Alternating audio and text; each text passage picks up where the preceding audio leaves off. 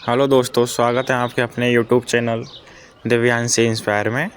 जैसा कि आप स्क्रीन पर देख पा रहे हो, हमने अग्निवीर परीक्षा के लिए क्लासेज शुरू कर दी हैं। हाँ जी, अग्निवीर परीक्षा के लिए क्लासेज शुरू कर दी हैं और हम सबसे पहले पढ़ने वाले हैं भारतीय इतिहास। भारतीय इतिहास। और भारतीय इतिहास में हम क्या क्या पढ़ेंगे? प्राचीन भारत का इतिहास, मध्यकालीन भारत का इतिहास और आधुनिक भारत का इतिहास। तीनों इतिहासों को हम बढ़िया रुचि के साथ, कहानी के साथ, बड़ी युद्ध लड़ाई के साथ हम पढ़ेंगे। हम इन तीनों इतिहासों के बारे में जो इनके महत्वपूर्ण फैक्ट हैं, अपने एग्ज़ाम की दृष्टि से देख लो। जो भी पॉइंट बनेंगे उनको हम क्लास में चर्चा करेंगे। क्लास हम लंबी नहीं रखेंगे, प्रत्येक क्लास लगभग हम आधे घंटे के आसपास रखेंगे और उसमें जो महत्वपूर्ण टॉपिक है उनको हम कवर करेंगे। हम एक एक के सब्जेक्ट को लेंगे। पहले हम भारतीय इतिहास पूरा कर लेते हैं, फिर जो आप चाहोगे उसके अकॉर्डिंग हम क्लास शुरू करेंगे। जैसे कि आप चाहते हो कि साइंस क्लास शुरू की जाए, मैथ्स है, रीजनिंग है या अदर सब्जेक्ट हैं वो शुरू की जाए, तो हम उसी हिसाब से शुरू करेंगे। तो हम सबसे पहले भारतीय इतिहास शुरू करने जा रहे हैं। भारतीय इतिहास में भी हम सबसे पहले क्या शुरू करेंगे? प्राचीन भारत का इतिहास। देखो, इतिहास अपने 3 भागों में बांट रखा है: प्राचीन भारत इतिहास, मध्यकालीन भारत का इतिहास और आधुनिक भारत का इतिहास। आपको बता दूं, पढ़ना तीनों इतिहास है, लेकिन सबसे अधिक क्वेश्चन किस में से आते हैं? आधुनिक भारत इतिहास में से आते हैं। तो हम उसको थोड़ा डिटेल में पढ़ लेंगे। बाकी जो प्राचीन इतिहास है और मध्यकालीन है, इसमें महत्वपूर्ण फैक्टों के हिसाब से हम उनको पढ़ लेंगे।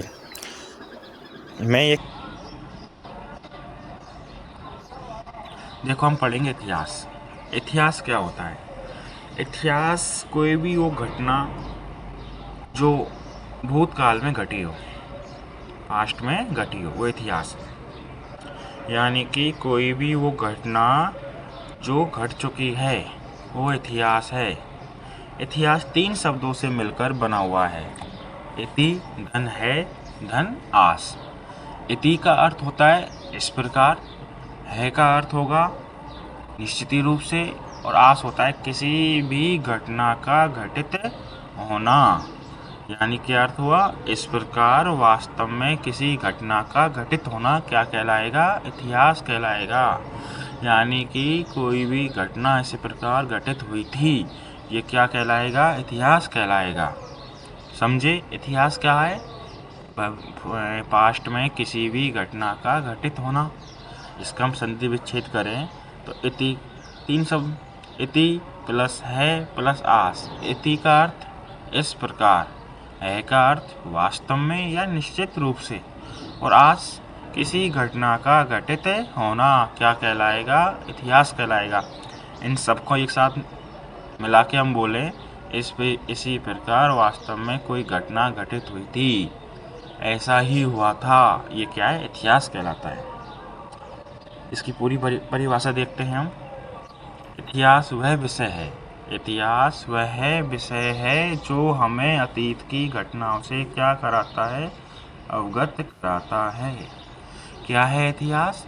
इतिहास वह विषय है जो हमें अतीत की घटनाओं से अवगत कराता है। जैसे समझो, मैं पढ़ा रहा हूँ, अब 1 घंटे बाद मैंने क्या कहा? मैंने पढ़ाया, ये क्लास ली, ये क्या बन गया? इतिहास बन गया। जो भी चीज़ पास्ट में निकल जाती है वो एक तरह से अतीत बन जाता है हमारा। क्या बन जाता है? अतीत। तो आप बोलोगे सर इतिहास तो बहुत बड़ा है, कहाँ तक पढ़ेंगे?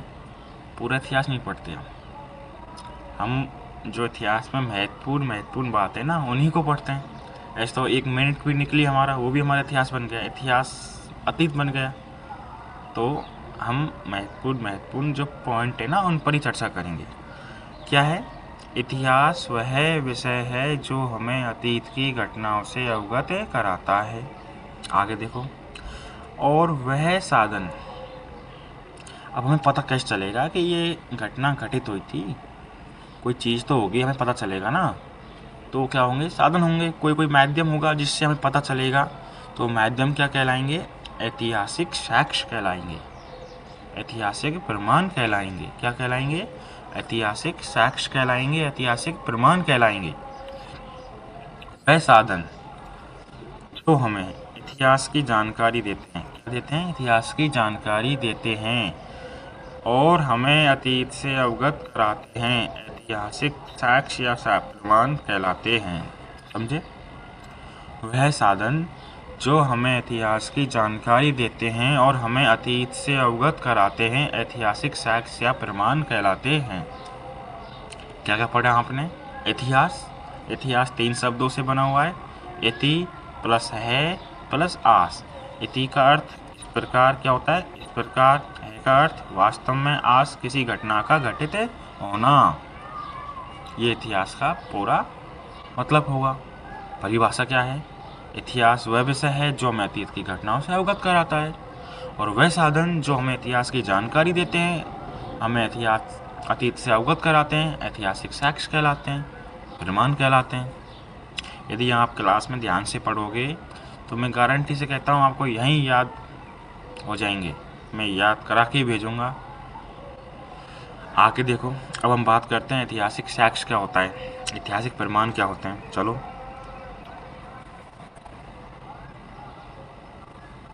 ऐतिहासिक साक्ष्य क्या बात करेंगे हम?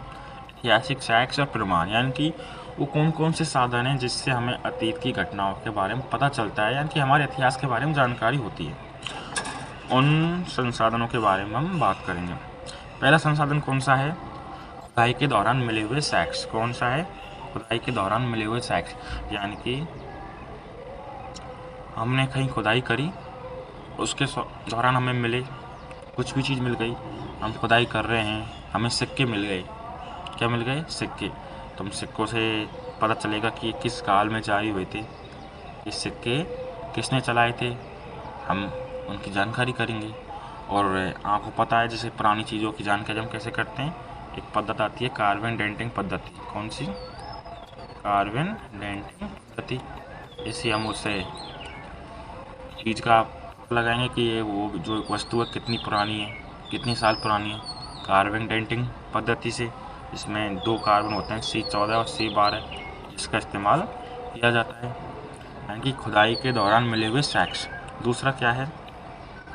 अभिलेख। दूसरा क्या है? अभिलेख। अपने अभिलेख का मतलब है कोई भी राजा महाराजा जिसने अपनी कोई भी कार्य यानी कोई भी अपना जो कार्य है वो किसी अभिलेख यानी कहीं लिखवा दिया।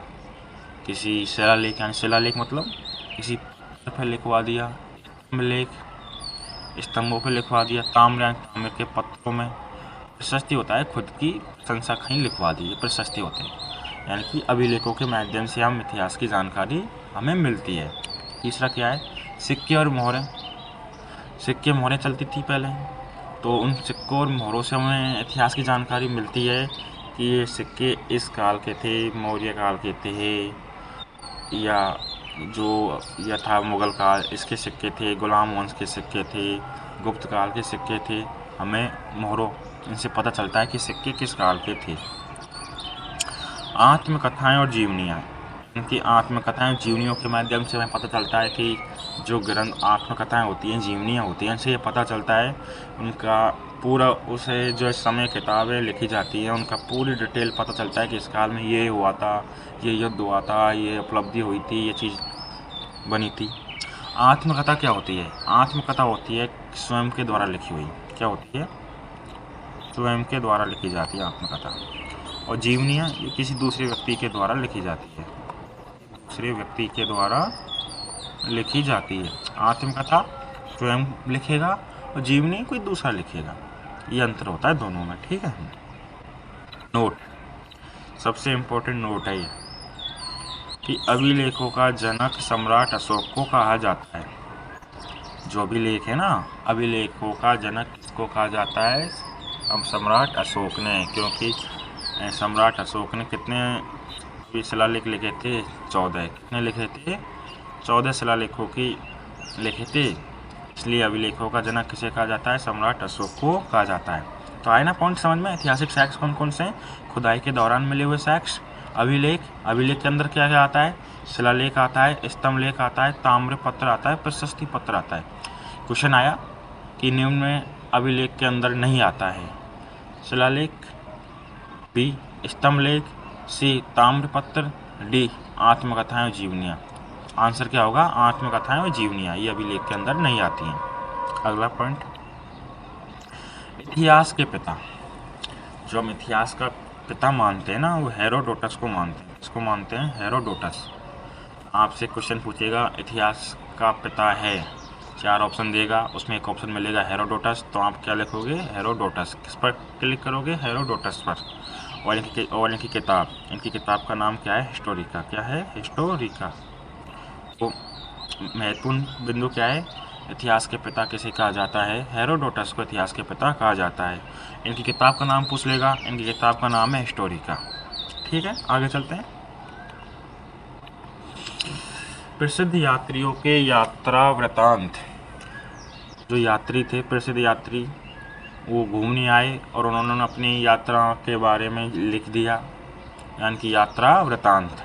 इससे भी हमें क्या पता चलेगा? हमारे इतिहास के बारे में पता चलेगा। प्रसिद्ध पुस्तकें, ग्रंथ हैं, जो प्रसिद्ध पुस्तकें हुई हैं, ग्रंथ हुई हैं, उनसे भी हमारे इतिहास की हमें जानकारी होती है। जैसे किताब का नाम है अर्थशास्त्र। किताब का नाम क्या है? अर्थशास्त्र। किसने लिखी थी? कोटिल ने लिखी थी। इससे हमें क्या जानकारी मिलती है? ये किताब मौर्य काल है ना, मौर्य काल की जो राजनीतिक व्यवस्था है ना, उसके बारे में बताती है। जो मौर्य काल हुआ था, उसकी जो कैसी जो राज व्यवस्था थी, यानी राजनीतिक व्यवस्था कैसी थी, उसके बारे में हमें जानकारी देती है। राजतरंगिणी किताब लिखी थी कलहन द्वारा। किसके द्वारा? कलहन द्वारा। और इसमें पूरे जम्मू कश्मीर का इतिहास का उल्लेख है। किसका उल्लेख है? जम्मू कश्मीर के इतिहास का उल्लेख है। जैसे राजतरंगी कलहन द्वारा लिखित किताब जिसमें कश्मीर के इतिहास का उल्लेख है। ठीक है, क्वेश्चन कैसे बनेगा सर? क्वेश्चन ऐसे बनेगा, राजतरंगिणी पुस्तक के लेखक हैं क्या? कलहन है। राजतरंगिणी पुस्तक में किसका उल्लेख है? कश्मीर के इतिहास का उल्लेख है। अर्थशास्त्र पुस्तक किसने लिखी थी? कोटिल। कोटिल जी को हम चाणक्य भी बोलते हैं, और क्या बोलते हैं? विष्णुगुप्त। कोटिल के 3 नाम थे, कोटिल, चाणक्य और विष्णुगुप्त। तीनों नाम एक ही हैं। इन्होंने किताब लिखी, उस किताब का नाम क्या है? अर्थशास्त्र। क्या है? अर्थशास्त्र। अर्थशास्त्र वो नहीं पैसे वाली, कि इसमें इकोनॉमिक्स की बात हो। यहाँ आपको चक्कर पड़ेगा, यहाँ आपको क्वेश्चन मिलेगा कि अर्थशास्त्र में किसका उल्लेख है, और पहला ही ऑप्शन क्या मिलेगा? इकोनॉमिक्स से संबंधित है, वित्त से संबंधित है। कंफ्यूज नहीं होना है, अर्थशास्त्र का ध्यान रखना है। अर्थशास्त्र किसके द्वारा लिखी गई? कौटिल्य या चाणक्य या विष्णुगुप्त, तीनों एक ही नाम है। और इसमें किसका उल्लेख है? इसमें उल्लेख है मौर्य। क्या इसका उल्लेख है? मौर्यकालीन राजनैतिक व्यवस्था। किसका उल्लेख है? मौर्यकालीन राजनैतिक व्यवस्था का इसमें उल्लेख है। समझ में? अष्टाध्यायी, सबसे अच्छी किताब अष्टाध्यायी किसके द्वारा लिखी गई? पाणिनि के द्वारा लिखी गई। पाणिनि महोदय के द्वारा ये लिखी गई। किसका उल्लेख है? ये किताब में जो संस्कृत व्याकरण से संबंधित है। अष्टाध्यायी पाणिनि के द्वारा लिखी गई और इसमें संस्कृत व्याकरण से संबंधित है। देखो, मैं आपको पढ़ा रहा हूँ, इतिहास पढ़ा रहा हूँ। इतिहास कोई लंबा सब्जेक्ट है, बहुत लंबा, छोटा मोटा सब्जेक्ट नहीं है। लेकिन मैं वही पॉइंट पढ़ा रहा हूँ आपको जो एग्ज़ाम की दृष्टि से अति महत्वपूर्ण है। वेरी वेरी इंपॉर्टेंट फैक्ट ही मैं आपके साथ जिक्र कर रहा हूँ। नहीं, अभी मैं पूरा इतिहास ले आता, कौन कौन से यात्री आए थे, कौन कौन सी 15-20 पुस्तकें ले आता, क्या मतलब? हम वही पढ़ेंगे जो एग्ज़ाम की दृष्टि से अपने को इम्पोर्टेंट लगे। आपकी एग्ज़ाम में जो सिलेबस है, उस सिलेबस के अकॉर्डिंग ही पढ़ेंगे।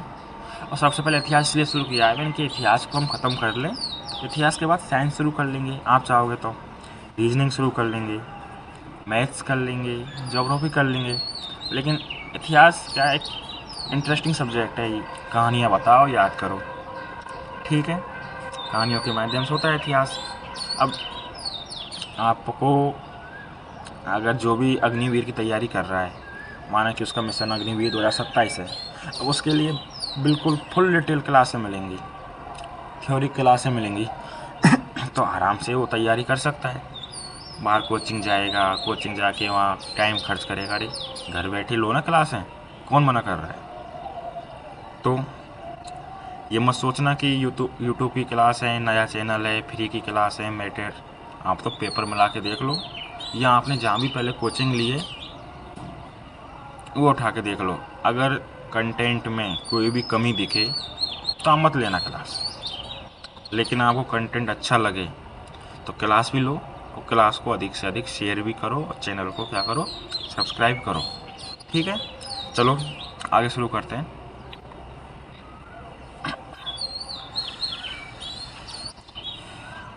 ऐतिहासिक साक्ष्यों के आधार पर हम इतिहास को 3 भागों में बांटा है। हमने ऐतिहासिक साक्ष्यों के आधार पर इतिहास को कितने भागों में बांटा है? 3 भागों में बांटा है। और 3 भाग कौन कौन से हैं? शुरू देखो। हाँ, कौन कौन से हैं? प्रागैतिहासिक काल, आद्य प्रागैतिहासिक काल और ऐतिहासिक काल। किस आधार पर बांटा हुआ है ये ध्यान रखना। एक एक पॉइंट को मैंने वही पॉइंट लिखा है जो बिल्कुल ही एकदम एग्जाम की दृष्टि से बिल्कुल इम्पोर्टेंट है। वो नहीं कि हर किसी का बना दिया, हाथ से मैंने खुद ने लिखा है, टाइप किया है। इसके आधार पर ऐतिहासिक साक्ष्यों के आधार पर, जो हम पिछले में पढ़े ना कौन कौन से ऐतिहासिक साक्ष्य होते हैं, इनके आधार पर हम इतिहास को 3 भागों में बांटते हैं। कितने भागों में? 3 भागों में हम बांटते हैं। पहला है प्रागैतिहासिक काल, दूसरा है आद्य प्रागैतिहासिक काल, और तीसरा है ऐतिहासिक काल। अब सर इनमें क्या अंतर है? बहुत आसान भाषाओं में समझो, यानी कि हम इनके अंतर में, इन तीनों का अंतर कैसे कर सकते हैं सीधी आसान भाषाओं में। वह इतिहास काल मतलब वह काल जिसके बारे में कोई जानकारी नहीं है हमें, कि कोई भी मतलब लिखित साक्ष्य नहीं है उनके, कोई भी हम लिखित में कोई भी जानकारी उपलब्ध नहीं है, वो प्रागैतिहासिक काल है। कौन सा काल है? जिसकी लिखित में कोई भी जानकारी हमें उपलब्ध नहीं है, वो प्रागैतिहासिक काल। जी सर, ऐसा कैसे हो सकता है? फिर हम वो कैसे बताएंगे कि ये प्रागैतिहासिक काल है? रुको, लिखित में नहीं है, बाकी खुदाई करी, खुदाई के दौरान साक्ष्य मिल गए, उसके हिसाब से हमने अनुमान लगा लिया कि ये इस काल का हो सकता है, लेकिन लिखित में कोई साक्ष्य नहीं है। वो क्या है? प्रागैतिहासिक काल है जी। दूसरा है आद्य प्रागैतिहासिक काल। ये क्या है? लिखित में तो साक्ष्य मौजूद हैं, लेकिन उनको पढ़ा नहीं जा सकता, यानी कि वो ऐसी भाषा में लिखे हुए हैं जिनको हम सिर्फ पढ़ नहीं सकते, सिर्फ समझ सकते हैं, यानी कि अनुमान लगा सकते हैं, हाँ ये इस काल का हो सकता है। उनकी लिपि समझ में नहीं आ रही हमारे, उनकी लिपि ही समझ में नहीं आ रही हमारे। वो है आद्य प्रागैतिहासिक काल, यानी कि लिखित में तो मिल गए हमें साक्ष्य, लेकिन उस साक्ष्य को पढ़ें कैसे हैं भाई? उनकी लिपि समझ में नहीं आ रही, तो वो क्या है? आद्य प्रागैतिहासिक काल है जी सर। ओके सर, आ गया समझ में हमारे। तो तीसरा कौन सा है? ऐतिहासिक काल, जिसके लिखित साक्ष्य भी मौजूद हैं और उनको हम आसानी से पढ़ भी सकते हैं, जो इतिहास हम पढ़ रहे हैं अब। ठीक है, अब मैं आपको पढ़ा रहा हूँ और मैं आपको पढ़ा के कुछ बोल के चला जाऊँ मैं, तो आपके पास कुछ नहीं लिखा आपने, और आप फिर किसी से बोलो कि हमने इतिहास पढ़ा, इतिहास की क्लास ली थी यार दिव्यांश इंस्पायर चैनल पर अग्निवीर के लिए, लेकिन क्लास अच्छी थी। दूसरे वाला बोलेगा भाई पता क्या पढ़ा है सर ने, तो आप बता सकते हो नहीं यार सर तो सिर्फ आए भाषण दे के चले गए, तो दिखाने कुछ है क्या आपके पास? उनको नहीं है ना। वो कौन सा है? प्रागैतिहासिक काल। लेकिन आपने जल्दबाजी में नोट्स बनाए, नोट्स में लिख ली है, ऐसे ऐसे लिख लिया आपने संकेत में। अगला आया, देखो मैंने क्लास ली है लेकिन मेरे समझ में आ गई, देखो क्या शानदार लिखा है मैंने।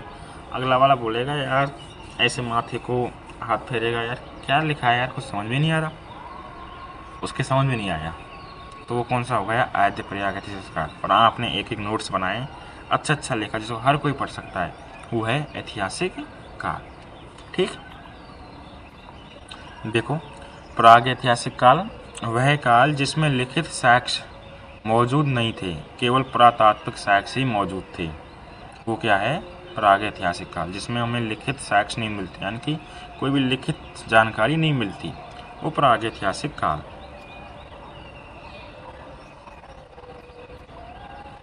आद्य प्रागैतिहासिक काल वह काल जिसमें लिखित साक्ष्य मौजूद थे लेकिन उन्हें पढ़ा नहीं जा सकता था। लेकिन उन्हें पढ़ा नहीं जा सकता था, सिर्फ अनुमान लगाया जा सकता था। वो क्या थे?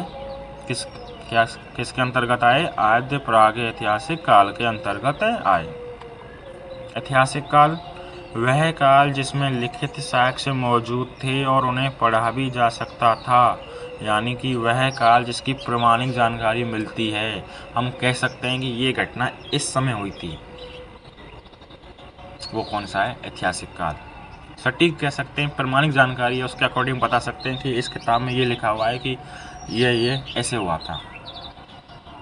हमारा भारत देश आज़ाद 15 अगस्त 1947 को हुआ था। प्रमाणिक जानकारी है ना, हम कह सकते हैं। गुलाम वंश की स्थापना 1206 ईस्वी में हुई थी। प्रमाणिक जानकारी मिलती है किताबों में, हम बता सकते हैं। दिल्ली सल्तनत पर अकबर ने शासन किया था, जानकारी है ना प्रमाणिक। अकबरनामा मिलती है जानकारी पूरी अकबर के बारे में, लिखित साक्ष्य है ना, तो हम गारंटी से कह सकते हैं इस किताब के आधार पर, इस ग्रंथ को आधार बना के हम बोल सकते हैं कि ये घटना इस समय हुई थी। नहीं बोल सकते का, तो वह क्या है? ऐतिहासिक काल है।